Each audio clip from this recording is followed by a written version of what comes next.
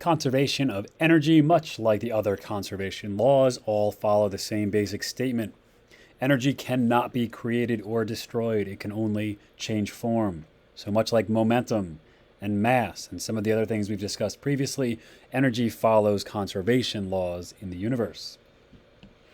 So what do we mean by this? Well, let's say you're moving along, you have your car or something. You're driving your car, you've got some kinetic energy. All right, you take your foot off the gas. As you start to go up a hill, you're going to find that your car starts to slow down. You're losing kinetic energy as the speed of your car decreases, but you're gaining gravitational potential energy because you're moving upwards. You're moving higher in a gravitational field. That's one way the conservation of energy can be seen.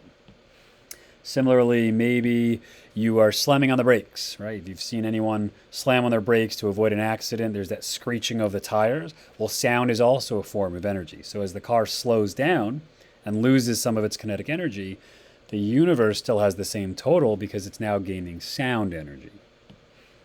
Similarly, while that car is skidding along, you're going to be generating a lot of heat.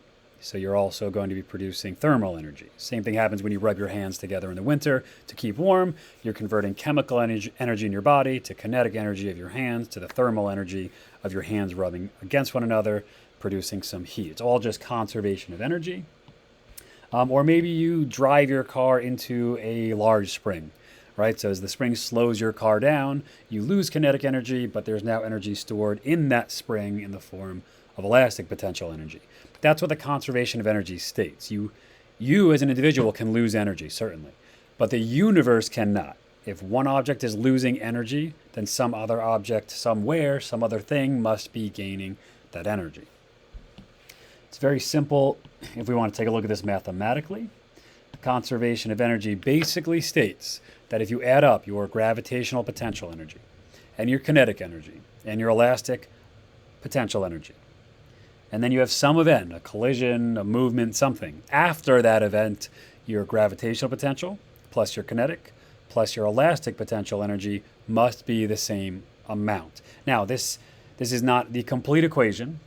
We are going to discuss further what happens when we have things like friction and some other things that may actually take some of the mechanical energy away. I know that sounds weird at the moment, but we'll get to that. But for right now, in the absence of friction, in the absence of those extraneous variables, we just want to take a look and realize that the energy I have before must be equal to the energy that I have afterwards. And we'll take a look at a few examples just to show you how this simple equation here can simplify a lot of situations that look fairly overwhelming.